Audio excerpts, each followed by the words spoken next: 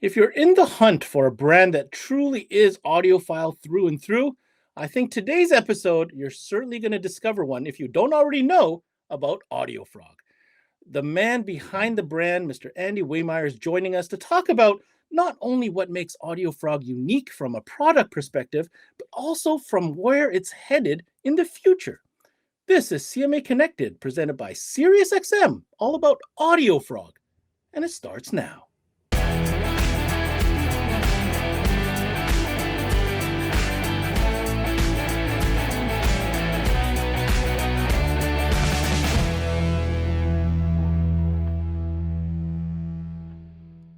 Welcome, everybody, to another CMA Connected, brought to you by SiriusXM. I'm your host, Ben Wu, and today on the menu is a very unique brand called Audiofrog, a brand that started with creating very unique speakers that have gained very much fandom in the audiophile world, and many people look to this brand to help elevate that sound experience within their car. In recent years, they've expanded that offering into amplifiers as well. And where it's headed? Well, we're going to find out today as we have President Andy Wehmeyer joining us. Now, Andy, obviously, it's always a great time when you're on the show. Can you give us a quick overview of what we're going to be talking about today? Hi, Ben. Andy here.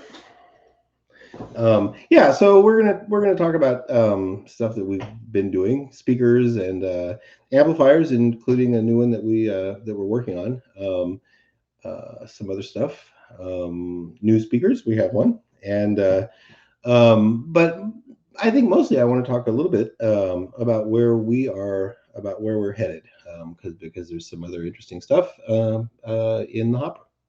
I've got to be honest, feel kind of spoiled that we get to talk about the future of Audiofrog here with Andy today. But first, an opportunity for our partner SiriusXM to remind our dealers why they should love it.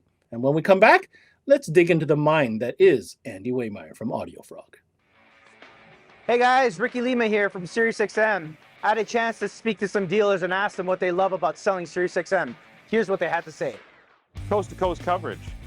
I love SiriusXM for commercial-free music. It's a great add-on sale and a profit opportunity. We love selling SiriusXM because you can listen to the same channel coast to coast. Profitability and ease of installation. It's a no-brainer.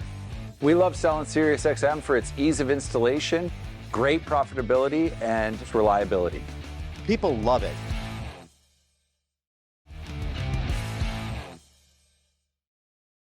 All right, everybody, welcome back to the show. Now, Andy, I always like starting our conversations with new product, and there's a couple of things that we want to talk about there, and then we're going to, traverse into new territory because, like you said, there's a couple interesting paths that Audiofrog is on, and we definitely want to unbox that. But first, a new speaker added to your catalog, this time in the G series, which is, I guess, the entry level for Audiofrog. So what can you tell us about the new G62?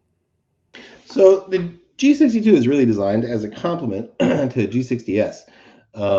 We did G60S, I guess, probably 2 or 3 years ago, and the response was really good. And we had some dealers and some end users asking us, "Hey, man, so I put this G62 in the front of my car, but you guys don't make anything in the same sort of price class for the rear of my car."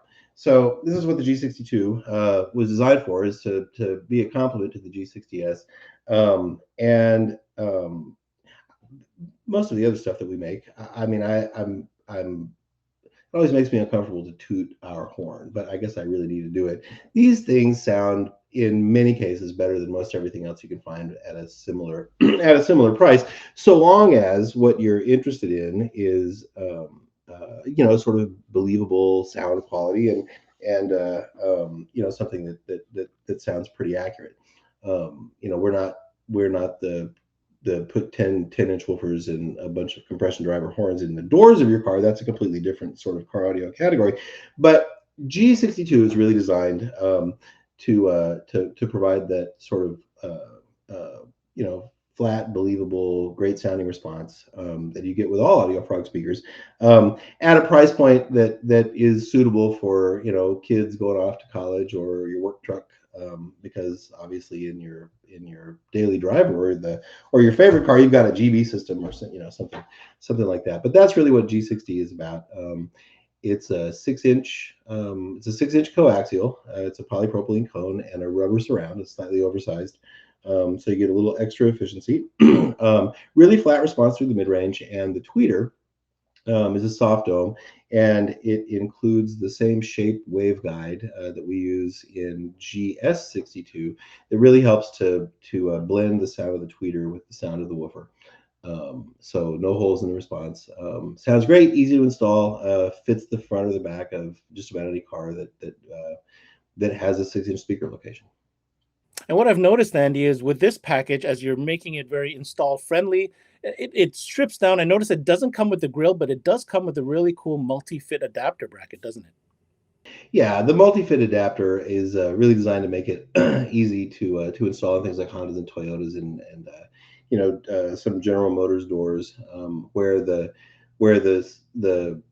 speaker location size can be anywhere from a 6-inch to a 6 3/4 inch, and that's what the multi-adapter is for. This speaker does not come with a grill, because about 85% of these things go in underneath the factory grill. If you're a dealer, or if you've got another application, maybe you need a speaker in this class to go in a classic car or something like that. These things will fit the GS62 grill, no problem. GS62 or GS60 grill can be used. So if you're a retailer, save those, and you can use those with the G62.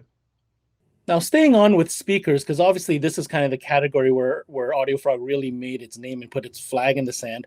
The G series is a great introductory, series into the Audiofrog kind of brand and signature sound. Let's just take a quick moment for those maybe discovering Audiofrog for the first time to understand that there is 3 different series starting at the G, moving up to GS and so on and so forth. So just take a minute to kind of break out the layout of the land as far as the product offering and really the main benefits as you step up. So we actually have 3 series of speakers. G series, G60S and G62 being our entry level. Above that, we have the GS series, and GS series are premium car audio, available in coaxial or components. Instead of component systems, GS includes components sold separately, because in many cases, people are building active systems with DSPs, and when you buy a component system to use in an active system, you get this other piece of gear called a passive crossover that you're not going to use. And over the years,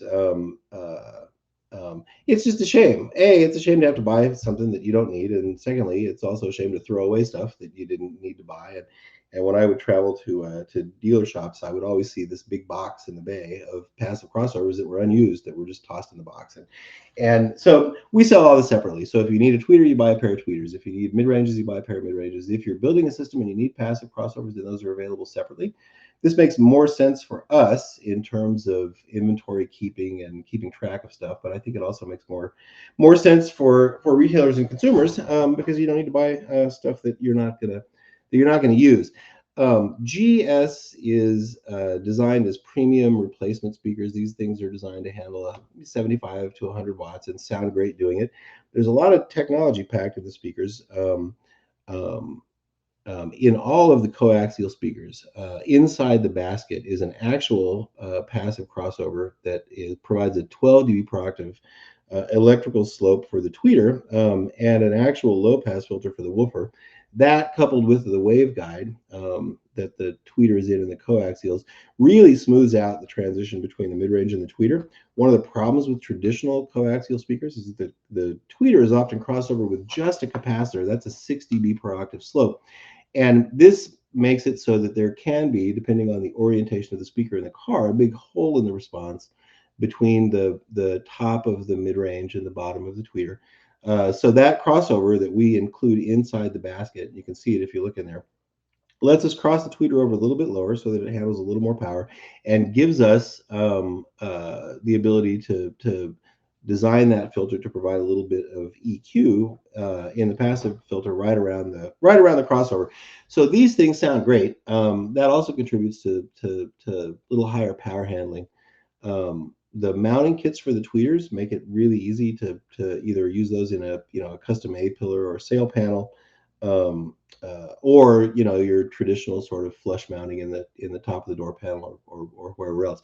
These things sound great. They're available in 4-inch, actually we have a 2.5-inch full range called the GS25. Often imitated but not replicated. This was kind of the first one of those. These are designed to be a direct fit in lots of Toyota cars and General Motors, anywhere that for Bose systems, which come in lots of GM cars, Audis, and whatever. This is a direct fit basket. It's a full range speaker. A lot of this application in OE systems doesn't include a tweeter, and the mid range is mounted in the dash, facing straight up at the windshield, and that's kind of a tweeter without a tweeter, because the high frequencies are radiated in a narrow beam only in front of the speaker. And when the speaker's pointed at the windshield, then those frequencies bounce off the windshield. We hear them as a reflected sound, and you kind of get the performance of a tweeter without actually putting in a tweeter. But compared to the factory speaker, this little GS25 handles a lot more power, and it's designed to be coupled with a GS60 or a GS690 in cars that use that speaker complement in the front. Some dealers will tell you that, oh, there's no sense in installing new speakers if you're not going to add a DSP and amps and all that kind of stuff. And while adding all that is, of course, a much bigger upgrade, and a DSP allows you to tune the car and whatever, it's a significant difference installing better speakers in place of the factory speakers, especially in systems that already include some equalization, like Bose systems and some of the other premium systems that have equalization designed already in the system to fix or to improve what happens to the sound of the speaker due to the acoustics of the car. When you replace a speaker in a dash and a speaker in a door with a similar speaker in the dash and a speaker in the door, all of the EQ that Bose has done is not, there's this common misconception that factory systems include EQ because they use crappy speakers, and that the EQ is designed to make up for bad speakers. I give that like 10%, maybe 20% of the EQ that's in a factory system is really designed to overcome speaker limitations, but most of it is designed to overcome the shape of the inside of the car. Some of this EQ is fine. So replacing your factory speakers with better speakers is always a good upgrade. And these things really have been designed so that if you're driving a Chevy pickup with Bose and you want it louder and you want it to sound better, then you can do this upgrade in 2 or 3 different steps. First, you can install better speakers, right? Use the factory amp and the factory EQ. The second upgrade is that you can add power to that, still using the factory EQ and the factory crossover, but these speakers will handle more power than the factory speakers. So that's upgrade path number 2. And then third, when you get around to adding a subwoofer and rear speakers and all the other stuff, and amps and a DSP, then you've already got great speakers in the front. So this is really what the whole GS line is designed to do, to be better sounding direct replacement or better sounding factory upgrade speakers that allow you to build a better system around them. So GS speakers are available in coaxials and components.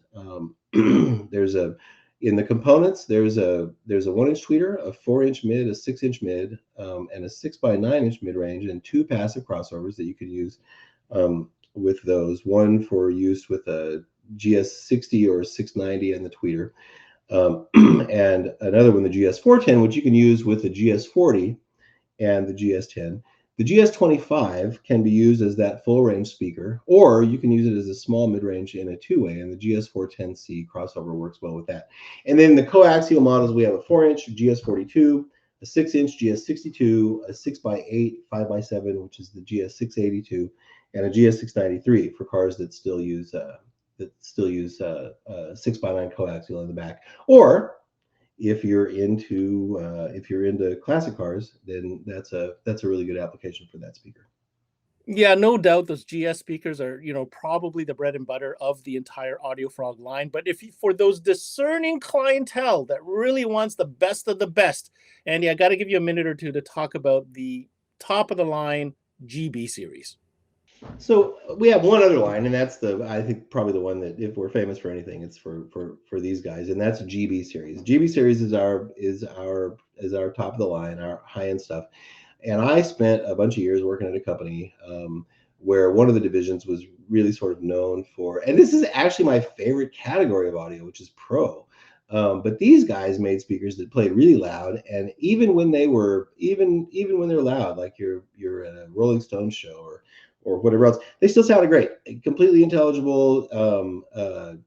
You know, you could hear all the details. I remember one year we went to see Ray LaMontagne at Radio City Music Hall in New York, and I was looking around, I was looking online to see, because I thought I saw JBL Vertex speakers hanging up there above the stage. I sent the president of JBL Pro Engineering a thank you from the concert. It was so good. So GB series are really kind of inspired by those kinds of experiences. These things sound great, they handle a lot of power, and they also sound great while handling a lot of power. Because if you're because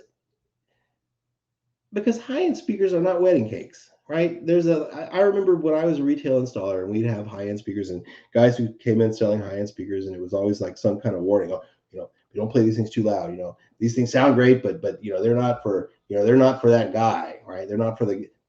This doesn't make any sense to me. I mean, I love great sounding audio. I mean, I'm kind of an audiophile in sort of a weird way, but there are occasions when I want to listen to great sound and I want to listen to it loud. That's what these speakers are designed for. They are, in fact, high-end speakers. Our benchmarks in designing these things were literally high-end home audio drivers. I'm not going to tell you which ones they are, but in many cases, we have either met or exceeded the performance of those things. And these are drivers. The ones we use as benchmarks are drivers that home speaker companies buy and use in their designs. Anyway, these are high-end speakers designed to handle a bunch of power with very little or no distortion, and the distortion measurements rank right up there with any high-end driver, any high-end home driver that you can find. They're sized to fit cars. They come with a really cool installation kit that makes custom installation easy, or makes it possible to do really cool custom installation without having to make every custom part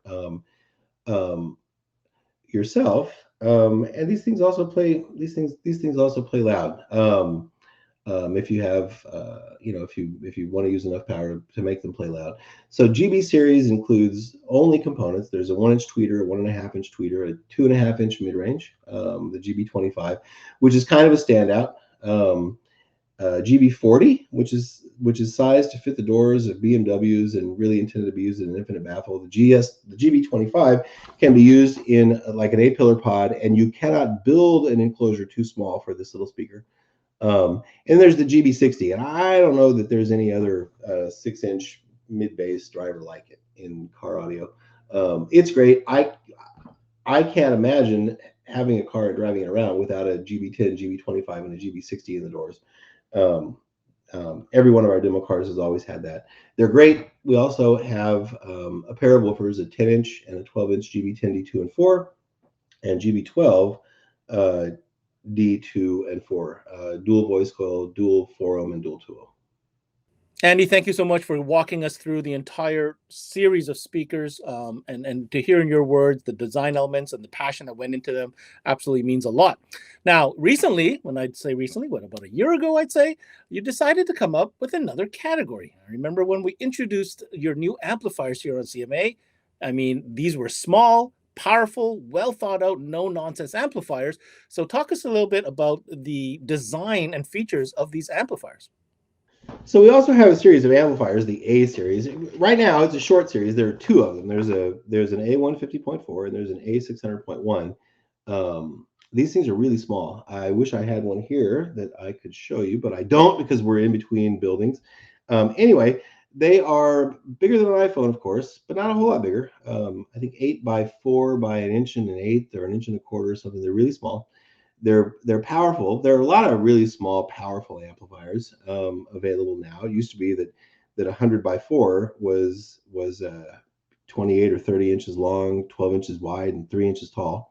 I just saw something that was 125x4 in one of the vintage Facebook old school whatevers, and I remember installing those things, and this old school amp was literally 10 or 15 times the size of this new amp. And there's this raging debate, a continuous and will never end debate about amplifier topology and what sounds great and what doesn't sound great and whatever. class A or class AB or class D or class H or G, or then there's some made up ones, class I, and some of them don't even exist. But the proof is really in the pudding, and the pudding is in the measurements. I mean, you can listen to amps all day long, and some people will tell you that they hear dramatic and huge differences in amplifiers, and there's no way to listen to an amplifier without listening to a speaker, right? You can't do it. You can't listen to an amplifier unless it makes some mechanical noise, like the power supply whizzes or whirs or buzzes or something like that. But when you audition an amplifier, you have to audition an amp through a speaker, and that is not only auditioning an amp. That's auditioning an amp and a speaker, because they work together as a system. And they work together as a system because amplifiers deliver their power into an impedance. And the impedance is determined by the actual speaker. So when you decide that you're going to audition amplifiers, just know that you're auditioning an amplifier with that speaker. And if a speaker has a wild impedance swing or whatever else, then different amplifiers will sound different on that speaker, and different amplifiers will sound different in different ways on other speakers, right? So for amplifiers, the proof is really in the measurements. And what we need an amplifier to do is to make a bunch of power, right? Some of us need 1,000 watts, some of us need 500, and some of us need 100. Some speakers, like subwoofers, need a lot of power, but tweeters don't need so much power, and that's because of the way that power is distributed in music, right? We use pink noise because it's shaped kind of like music and kind of like natural sounds, and a pink filter is a 3 dB per octave low pass filter. So in pink noise, let's say you have an amplifier and it's playing pink noise, and you set it up so that it's making 100 watts. The only frequency in pink noise that will get 100 watts is 20 hertz, because at 40 hertz, the signal includes 50 watts. At 40 hertz, it's 50. At 80 hertz, it's 25. 3 dB per octave, right? So we need more power for subwoofers than we do for mid ranges and for tweeters. But like I keep saying, the proof is in the measurements, right? So what we need amplifiers to do is to make power, right? They all make power. They make power up to a certain point, and at that point, when they run out of the ability to make more power, they begin to make some distortion. This is how it works. And that's how amplifiers are rated. At the point at which they begin to make audible, nasty, annoying distortion, we say, nope, that's it. That's rated power. What we want is, because most of the time when amplifiers are playing, they're not making their rated power. A, we don't have the volume all the way up. B, there's not a note at 20 hertz that requires all the power, right? So distortion also happens in the signal of an amplifier when it's not making a whole lot of power. We want that to be really low, right? So amplifier, enough power, really low distortion. The other thing that we want amplifiers to do is to make sound without making a bunch of extraneous noise. It stinks when you get in a car and you close the door and it's nice and quiet, and in the quiet passages during a song or in between songs, or as I think it was Miles Davis used to say, it's not always what you play, it's what you don't play, right? So periods of quiet in music are also part of the music. And when you're listening and there's no music and you hear because the amp has a bunch of thermal hiss, or because it's set up so that in order to get any juice out of it, you have to turn the gains way up or whatever else, then this is also annoying. So we want amplifiers to be powerful. We don't want them to make distortion, whether we want them to make enough power without distortion, but even at lower power, we don't want there to be a bunch of distortion in the signal. We also don't want noise. This is what amplifiers are designed to do. As installers and as customers, I guess some of us want a giant surfboard-sized amplifier. We used to have those, but man, it's really hard to put a surfboard-sized amplifier in a car now, and especially in a high-end car. There's just not room. It used to be that you could, like in an SUV, like an old like 92 Suburban, you could pull off the rear panel and I mean you could stuff a body in there. There was so much room. Now you pull that out and there's a rear air conditioner, or there's some cubby hole, or there's some storage, or the tire is in there. There's just not a lot of room. So it's also helpful if amplifiers can be small, so that they can be easily installed and easily hidden. So these things are also really small. So small, in fact, so we developed these during COVID. And I, was looking at competing amps and whatever else. And it wasn't until I went to visit a store in Chicago that I actually saw these things on the demo board compared to other amplifiers, and it really kind of shocked me that they were so much smaller than most of the other amplifiers. So this is what these things do really well. They're Class D amplifiers, and Class D circuitry has come a long way. But this idea that Class D is not an audiophile kind of a thing is when I went to work for Harman. This was in 1996. We had the Infinity Beta amps, and my first job was to demo these things versus a Krell 250. This is a home audio amp that you literally have to drive around with a pallet jack. It's so heavy. And there were 4 people, and I became one of those 4 people halfway through CES who could reliably hear the difference between a 100 watt per channel Class D car amp run with a power supply and this Krell 250. One of them was Mike Detmer, who was the trainer, the product trainer at Infinity. Chris Tobin, some of you may remember him. He used to write for Car Stereo Review. He was able to hear them. Bill Burton could hear it. And I became able to hear it after doing about 1,500 demos. And it's interesting to me when people say, oh yeah, Class D is perfectly great for bass, but you really don't want to use it for high frequencies, because even in this demo 20 years ago, the way that you could hear the difference between a Class D amplifier and this Krell 250, and it didn't even have anything to do with it being Class D. The Krell 250 had massive banks of storage capacitance, and this little 100 watt per channel car amplifier also had storage capacitors, but not nearly as much capacitance as storage. And the only way you could hear the difference between these two was in the bass. In the bass, not in the highs. We were driving Kappa 9s. These were Adcom used to make an amplifier mod to drive these speakers. Anyway, these things are Class D. The biggest problem with Class D in cars is not fidelity. This is a big joke. The biggest problem with Class D in cars is that occasionally you load up the trunk with Class D amplifiers and your customer drives away and he calls you back 30 minutes later and didn't get any FM reception. And we're thinking, dude, you just bought a $30,000 FM or audio system. Why are you listening to FM? Because it's his car. So Class D amplifiers switch at really high frequencies, and they need to be really well shielded, or they can completely destroy the FM signal as it enters the car. So these little amplifiers from us, and this is all documented on the website with graphs and all kinds of stuff that actually matters. I'm not a poet, so I didn't write a bunch of poetry to explain how these things work. We used graphs and technical information. Almost no distortion. Almost no noise. Noise as low as most Class AB amplifiers, literally. These things are built on a 4-layer PC board. One of those layers is a ground shield, which connects to the top and the bottom plate of the amplifiers. These things do not screw up your FM reception. They have differential inputs, which is also a big help in getting rid of what electrical noise there is in the car before it makes it to the amplifier. These things are great. We had them in the Mercedes, which was our demo car. They're in this little Volvo. There's like almost 4,000 watts packed into a space that's about 8 by 6 by 22 inches long. I mean, making little amps so that you can get hide them away, or you can get a lot of them in a space is cool. And it's cool at retail, and it's cool for customers. But besides all of that stuff, these things sound fantastic. They sound fantastic. They have crossovers in them that you can defeat if you're going to use them with a DSP.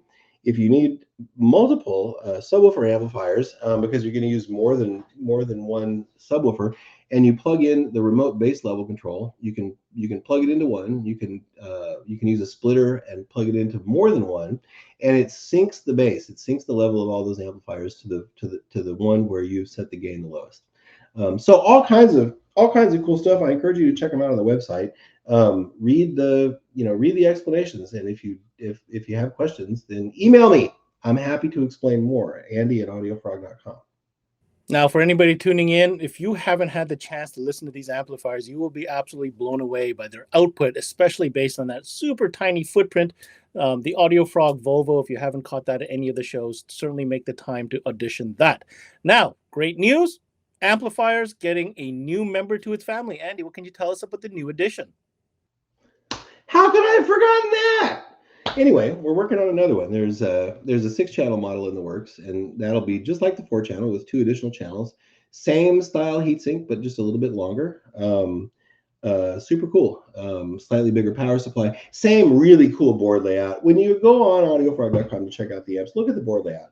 And then go on ampguts.com. If you've never been on ampguts.com, go on ampguts.com and check out the difference between the way our board is laid out and the way lots of car amplifiers are laid out. Not that there's anything bad, but when I was talking about noise is in many cases a function of board layout. So one of the ways that you can get rid of noise when you're designing amplifiers is just spread the parts out. So one of the reasons why those big, powerful, old school amps were 3 feet long, because they had to keep the power supply way away from the input stage and the output stage and all that kind of stuff. So the guy who laid these things out for us is an amp expert. So check that out. But the 6-channel, super cool. It'll be you can run it in 6 channels, 5 channels, 4 channels, 3 channels, because they're all bridgeable. Set up so that you can do 4 channels as front and rear or mid-range and high frequency, and bridge the other 2 channels for a subwoofer. It also will allow you to use the subwoofer level control on a pair of the channels. It has 6 speaker level inputs, differential inputs. These things work great, much better than using your line output converter or whatever else in case you're integrating with a factory system. And once again, all the crossovers are completely defeatable, so that you can use it with a DSP without having to double up on filters. This should be available. It's always hard to know exactly when stuff is going to happen because the world is weird and things happen in the middle. But next spring or summer, this should be available. I have an early sample and it's cool, but I don't have it here. It's locked up in the building because we're in between an old office and a new office, and we'll talk about that in a few minutes. All right, so we've taken the time to walk through this great speaker lineup. We've talked about the amplifiers.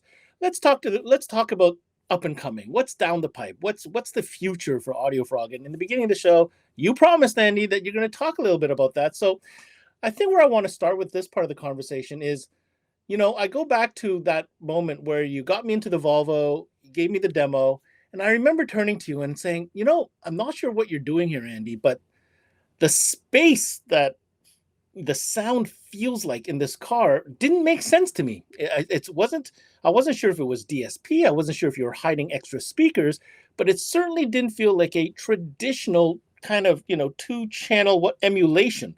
So that got me thinking, what is Andy doing different? Is it the gear? What is happening here? And I've been wanting to ask you this question since then.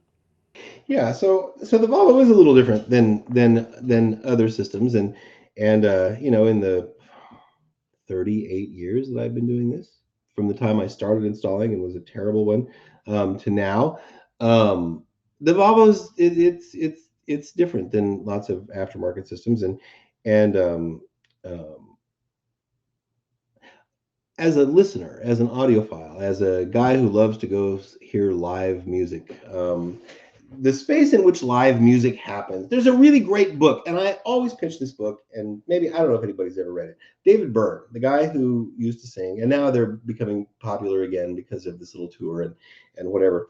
David Byrne wrote a book called How Music Works. And this is a book about the music industry for the most part, but there's also a really interesting section in there about how music is written for performance spaces, and that rock and roll and music like that was often played in bars and clubs and whatever else, and choral or Baroque music was often played in churches, and churches sound very different than small jazz clubs or small rock and roll clubs.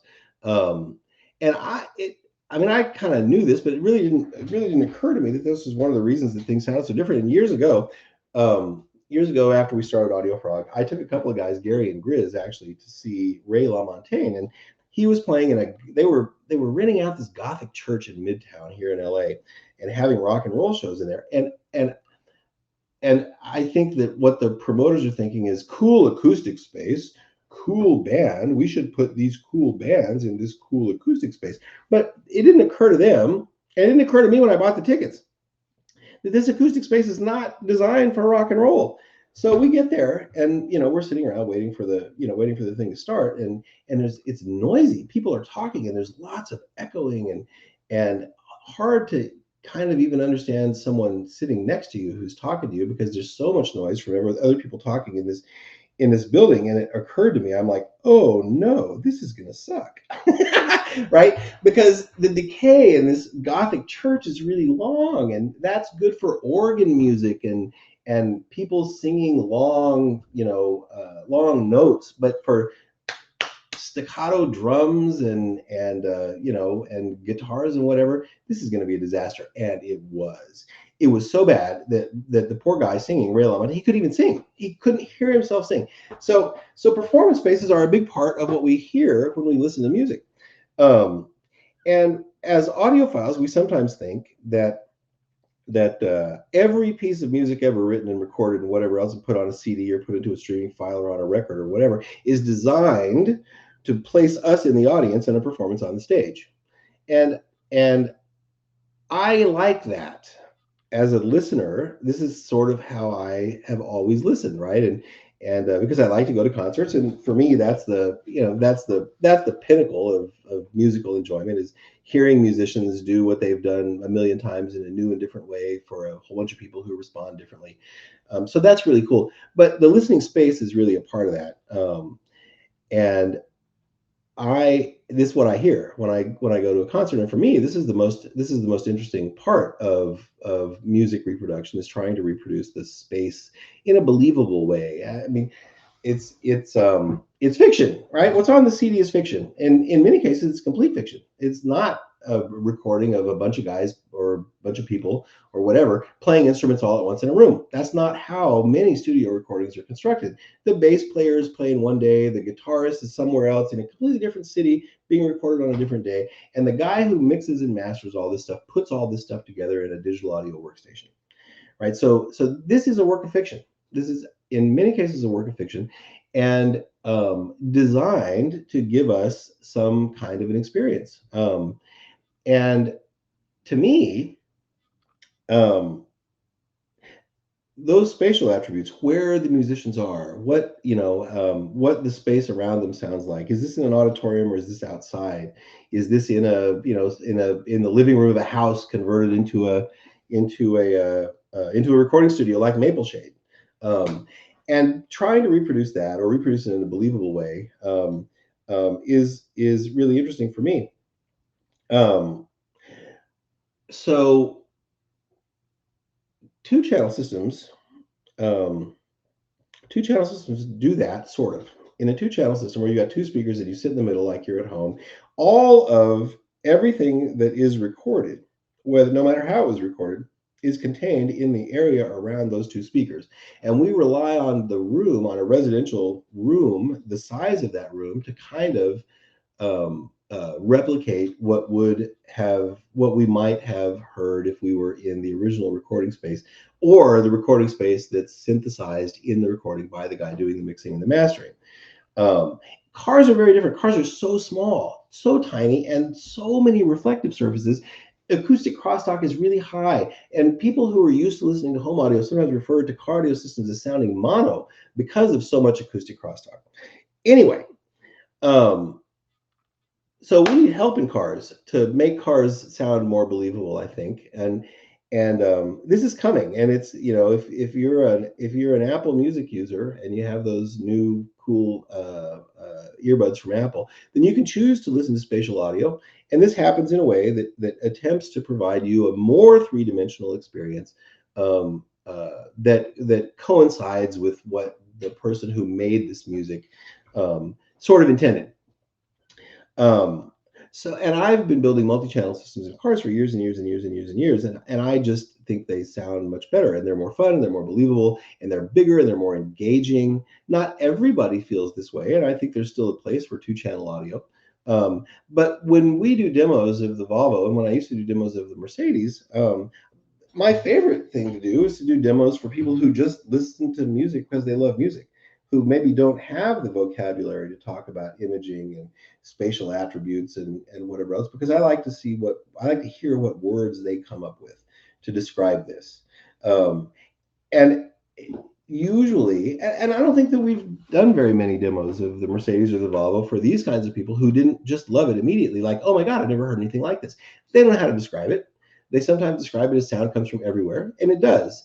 But the performance still happens in the front of the car. There's still a front stage and a center image and a sense of ambience and whatever, but it's more engaging, and the word is immersive. And as much as word sleuths would like to find another word to describe this, that's the word.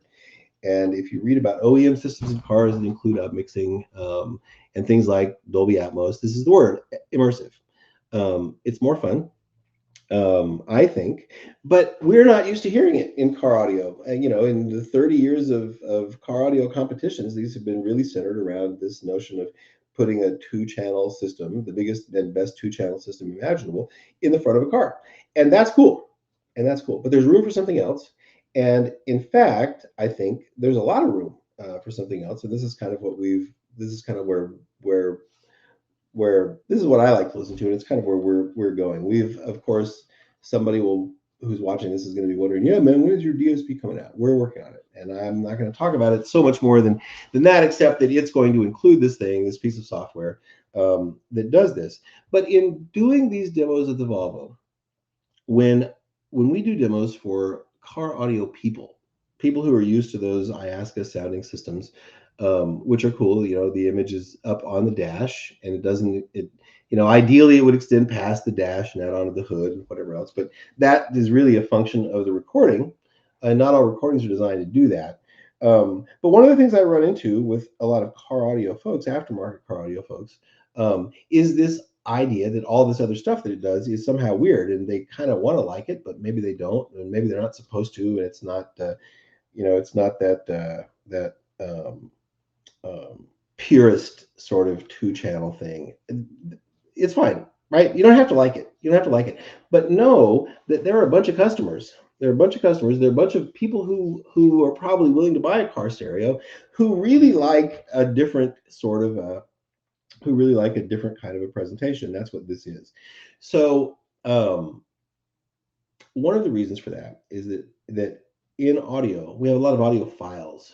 And if you talk to audiophiles, sometimes you'll find that they really hate the way live music sounds. They don't like it. They don't like to go to concerts because it doesn't sound good. And they're used to a very specific kind of sound, a pair of speakers in a room that's been treated so there are no reflections, and so that you only hear exactly what's on the recording. And there are a lot of people in car audio who listen exclusively to cars, right? And my eyes were sort of open to this one day at MasterTech last year when I put somebody in the Volvo, and he has a system that I tuned.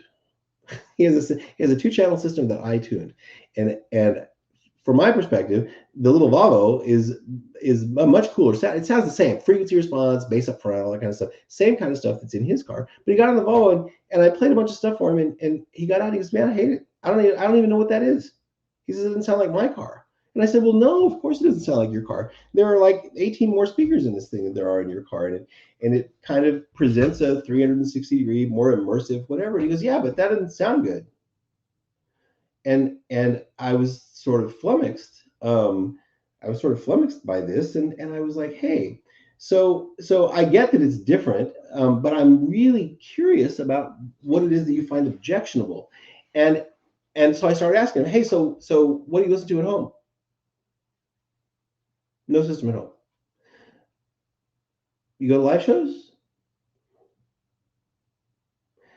How about headphones? I have earbuds, but I don't have any good headphones. So his entire reference, his only reference for how audio sounds is car audio. Now, there's nothing wrong with that, and there's nothing wrong with being a total car audiophile and wanting to perfect this notion of a two-channel system in a treated room in a car. This is fine, right? This is fine. But as professionals, as an industry, we need to be keeping up with the times. We need to be concerned about continuance, and we need to be providing people with experiences that they love, right? So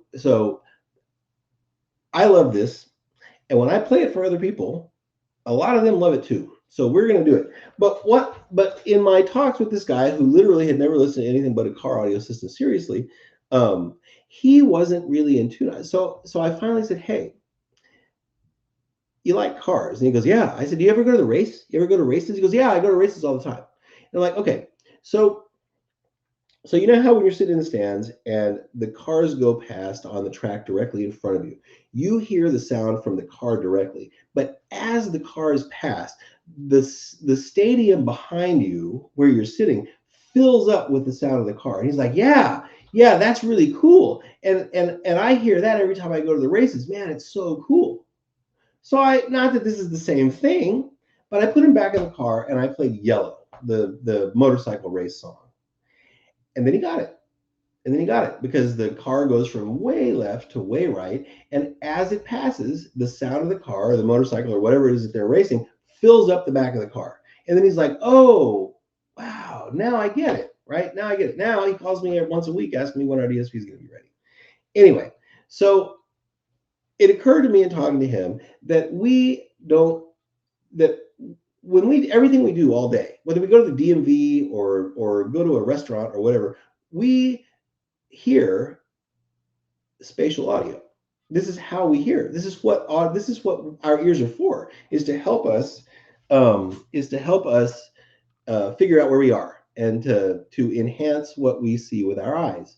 But if you go to the DMV, you're there for another purpose, right? You're there for another purpose. You're there to get your license renewed or whatever else. I was at the DMV the other day. There were like 1,200. This is a DMV in LA.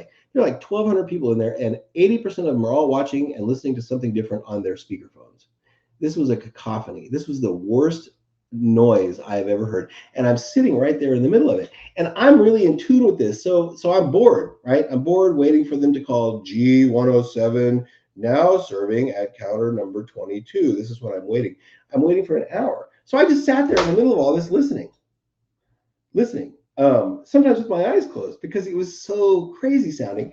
So one of the ways to introduce people to this idea of immersive audio or audio that's more believable or spatial audio, which is what Dolby Atmos is all about, and all of this upmixing that's been around forever is really about trying to present audio in a way that's believable and sounds lifelike. So we made this thing. I've always wanted to make one of these things, and I've always been sort of a binaural enthusiast, but it wasn't until I bought a really fast 3D printer that this was possible. And that's this thing. So this is a microphone. There's a mic in each of the ears. The head is shaped like an actual human head. On the bottom of this thing are a bunch of connectors. So you can plug this into just about any kind of recording gear you want. You need a little interface for it. But you can record with your phone, you can record with a tablet, you can record with a laptop. But the whole point of this head is that if we replace, when we hear a sound on our left or a sound on our right as louder than the sound in our left ear, and the shape of our head changes the sound based on its elevation and its azimuth and whatever else. And we don't notice this when we're at a restaurant because we're thinking about food, right? But when you hear a recording of some kind of place like this, divorced from the actual content of the place, the context of the place, it becomes unbelievably apparent that this kind of sound exists, right? So this whole idea of spatial audio is really interesting to me, and I think that there's a big future in it. Dolby has certainly invested in it. So I was bored one Friday, and I bought a file for a head from a company that digitizes anatomy and made a binaural head. So there are a bunch of people who want to use this to measure and tune their cars, and that's entirely possible, and it's fine, and I'll write a document that makes it possible to do that. But I really think that what this is for introducing audiophiles and listeners to this notion of spatial audio, because you can hear it. And if you're a car audio retailer, and you have a customer who comes in like a 2023 Chevy truck with Bose, we do these all day. Everybody does them. Everybody does 2023 Chevy trucks with Bose. And everybody does them so often that they have like the thing they do, right? Hey, yeah, for like $2,500 we do this, for $3,500 we do that, and for $4,500 or $7,500 we do this last thing. We upgrade the speakers. We we add amplifiers. The last one, we add a subwoofer, we add DSP, and we tune it so you have a center image. Nobody's got 4 trucks to do this demo, right? When the customer says, "Yeah, that sounds great. Maybe can I hear what this sounds like?" We can play the speakers for you in the demo room. But you'll have to take our word for it, right? So it's really hard to demo this, but there's a way to do it that makes a ton of sense, and that is to finish once you install system number 1, the basic system for somebody. Put this in the car, record the sound of the car. Can you hear imaging? When you listen to the recording made on this thing through a pair of headphones, you have to listen on headphones. Through headphones, you'll hear the whole car. You'll hear the imaging, you'll hear whether the bass is in the front, you'll hear whether there's a center image. What you won't hear through headphones after recording with this is the impact of the bass, because that doesn't really exist, right? There's no 12-inch woofer. You'll hear the placement of the bass. If the car is tuned well and the bass is in the front, you'll hear that. You won't hear the difference between 100 or between 80 dB and 115 dB. We can't demonstrate through this headphone recording how crazy loud 12,000 watts is. But to be able to demo the difference between a system that is a speaker upgrade, a system that's a speaker upgrade plus a subwoofer, and a system that's a speaker upgrade plus a subwoofer plus a DSP that is tuned so that there's an image in the car, can be easily heard over headphones if it's recorded with this head. And that's, I think, what this head is for in car audio, besides measuring cars, if that's what you want to do. There is, in fact, and has been for many years, the first binaural head was made over 100 years ago by Harvey Fletcher of Fletcher and Munson. If you're into audio, you know what the Fletcher-Munson curve is. Anyway, there's an enthusiast community for binaural recordings and for spatial recordings. And that's really where I made this head, and we're going to begin selling them, because there's an opportunity in that category for a head that isn't $10,000, but that's more than $299 that stinks, right? So there's a spot for us in between that. You can make a binaural recording for $299. It's not super great. Or you have to spend $10,000 on a pro sound head in order to make these recordings. So this is what we do, right? This is what Audiofrog does. We try to bring much better performance or great performance or pro level performance to consumer gear, and to explain how to use it in a way that's fun and makes sense, right? So this is an out of category product for us, but it definitely has benefit in car audio, because now we can demo the sound of listening in a car by recording that sound with this head microphone and playing it back over headphones. So there's an opportunity for demos. There's an opportunity for demos on social media, right? If you're an installer and you do these crazy, awesome systems, you can add a recording of how the car actually sounds, including the imaging, to your YouTube video or your build log that you put on Facebook, right? So if you're trying to get customers and you're doing car audio systems should be something beautiful to look at, absolutely. But what if you can add a realistic or believable demo that somebody can do in their own house, listening on a pair of headphones, to your build log? How cool is that? Pretty cool. So that's what this is for, and we'll have them for sale in the next 2 or 3 weeks. I just need to finish putting them together and finish writing the website, and these things will be ready to go. But it's really cool. It's really cool, and this is an exercise in helping people learn to hear spatial audio, because it happens all around them all the time. All right, Andy, we're going to take a break here for a second and let me digest what just happened. So you just presented a new tool to measure in a binaural fashion sound. And what you're suggesting is to take advantage of this to be able to record the performance of sound systems that dealers have already installed into vehicles, and to be able to provide an experience via headphones to customers to hear the final product or that final tune system. This brings me to a couple different things.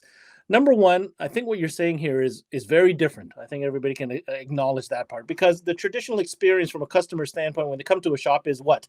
They stand in front of a board, you walk them through maybe a good, better, best scenario, you figure out kind of which speakers you kind of like, and then you put it in. What you're suggesting here is a completely different sequence of events and method to showing sound, displaying and demoing sound. So that's part one. The other part of it is I can't help but be curious if I ever got my chance to play with that head to go to the top 10 cars I have in my mind, record those cars, and see what those results are. My curiosity is killing me. Well, Ben, so your two questions are the questions, right? This is exactly what this thing is. This is exactly what this thing is for. So the tuning cars with it, using it as a microphone to tune a car. This is really not the fundamental use of a of a binaural head, although it may prove to be useful. And I'm curious. I'm curious to see what car tuners will make of it once we make it available for that, and we have some instructions, because it's very different. It requires a different a different calibration file depending on the location of the speaker. It's very complicated. One of the big differences between our head and all of the other heads that you can buy until you get up to the $40,000 one made by B&K, which is used mostly for well, for assessing the performance of headphones and whatever else, but also for the development of hearing aids, right? So that's a really expensive one, and it's really well documented. That is medical standard. Neumann makes one that I would call professional standard for binaural recording. It's about $10,000. It's super cool. It's made of metal, man. You could drop this thing off the back of a truck and like on the freeway and go back and pick it up and then go make a recording and nothing would ever happen to it. It would work perfectly. And then on the low end, in between the Neumann head and the consumer grade products, there are inexpensive ones. There's like 2 silicone ears on a box. There's things that you wear in your own ears. These are all okay, completely undocumented. Jake, my son, and I took this head after we had one that worked and had been verified and confirmed. And I made this big jig so that we could go to, you can, here in LA, because it's LA, thank God, you can do anything you want. You can find anything. There's an anechoic chamber for rent up in what used to be a Northrop Grumman facility. So we rented an anechoic chamber for the afternoon and went up there and made the complete head-related transfer function measurements for this head. It is completely documented. So for a consumer who's like a tech-savvy consumer, or for somebody who wants to use this as that kind of a tuning tool or a measurement tool, we have all the documentation. It'll all be in the owner's manual. You'll be able to download it as well. But the binaural heads have been around for 100 years or more, a little longer than 100 years, and the premise of the binaural head has always been the same, and that is, how can we remote a spatial audio experiment or experience? Initially, what they did, and this was transmitted over phone lines somehow or telegraph lines. The weirdest thing, you can read about it online, but this was a performance held at some theater in New York, and for super rich people who were not there, they could listen to this performance over a binaural head, over something like the telephone. Now, I don't have any idea what the fidelity of this would have been, but this was in the early 20th century, 1923 or something. These things have been around for a really long time, and they have always had as their objective this idea that we can listen to a spatial audio experience remotely, either in a different place or at a different time, right? And this is precisely what you're talking about, right? Which is, hey, if I'm out and I'm like checking out really cool sounding cars at car shows or whatever else, and I had one of these heads, I could collect recordings of these heads and have a contest remotely to see which one sounds best, right? This could all be done on YouTube. This could remote things like car stereo competition for some aspects of audio, right? Loudness is not going to translate because we're listening on headphones through microphones that will measure up to 110 dB.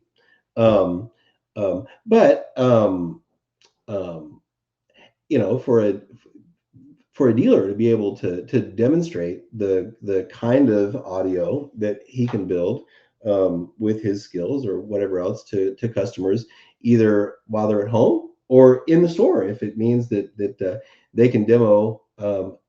Oh, you have an old Ferrari Dino. Yeah, we did a Ferrari Dino once, and we have this recording, right? Or whatever the car is. Being able to introduce. So there are two things that happens. There are two things that happens when you hear these recordings. Whether they're recordings of audio systems, which I have demoed at several Knowledge Fest events, whether they're recordings of audio systems or whether they're recordings of things like standing under the freeway or sitting in the middle of the DMV, or what does a Starbucks sound like, right? We all know what a Starbucks sounds like when we're at Starbucks, But man, if you put on a recording of what it sounds like in Starbucks while you're sitting in your own living room or at your dining room table or in your kitchen having a cup of coffee, where the context is completely different, then you really, really, really do begin to hear these other spaces and what audio actually sounds like. So the other benefit of this is that this kind of sets a new, or can, if you've got a customer who has never considered imaging before, right? Who listens to music in the other room, right? They got a Sonos system and it's in the living room and it's just background music and whatever else. This is a really interesting way to introduce them to other aspects of audio reproduction that they may not have considered. Even if you don't currently have a car that has a great image sitting at the shop available for demo. Andy, this is one of those discussions that I'm sure will be talked about for months to come. Very interesting insight, incredible ideas. It's forward thinking. Where is this all headed? We talked about product. We talked about your demo vehicle, which then led to this binaural microphone system, which is coming soon from Audiofrog. Where is this all headed? Please tie this together for us. Right. So we built this car, and you can hear this experience in the car. We built this. We've made this head, and it'll be available really soon. So you can hear these same kinds of experiences over headphones and make your own recordings. So this is what we're going to do. This is what we're going to do, and we're committed to taking this very same kind of listening, which is listening in a new way, into other categories, and for people who listen on different kinds of devices and different systems. Andy, this has been an incredible journey through your mind and your ideas and your vision. What final message do you have? We can close out the show and send everybody home with their, head scratching. So if you're interested in our stuff, and you're of course, in Canada, Importel is our distributor, and we love these guys.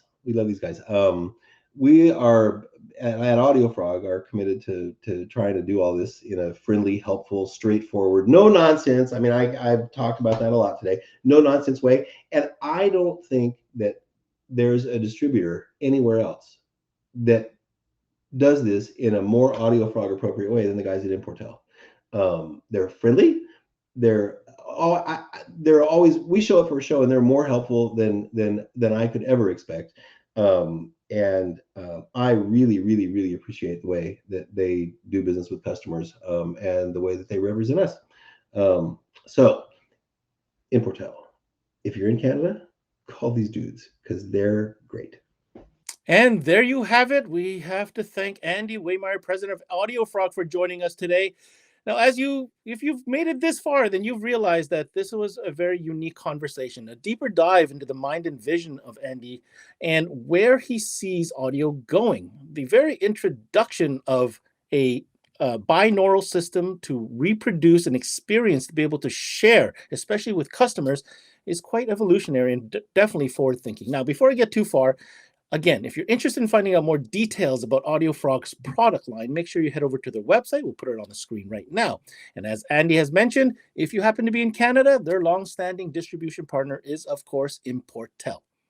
Now, in my closing comments, well, I'm not going to speak too much yet. This is what Andy touched in today's show is a glimpse into the future, is somebody who has extensive experience in both being an audiophile himself, an audio engineer, audio product development, and obviously someone that has a vision and is very passionate about that sound experience.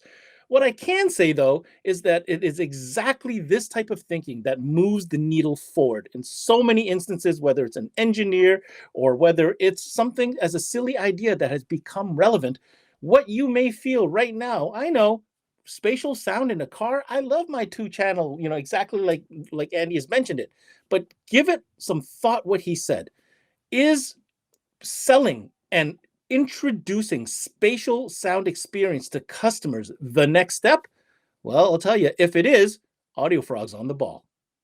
That's it for this CMA Connected, brought to you by SiriusXM. I'm your host, Ben Wu. Until next time, we connect.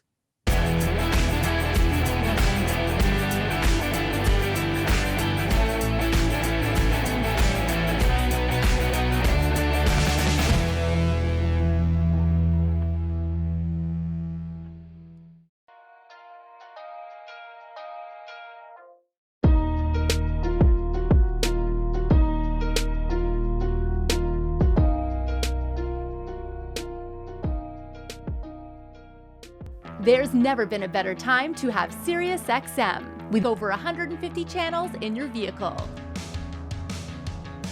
Your Platinum Plan offer includes more than ever before to enjoy online, on your phone, or at home. Create your own ad-free personalized stations powered by Pandora. Hear ad-free extra channels and enjoy favorite shows with SiriusXM Video on Demand. What you love is on now.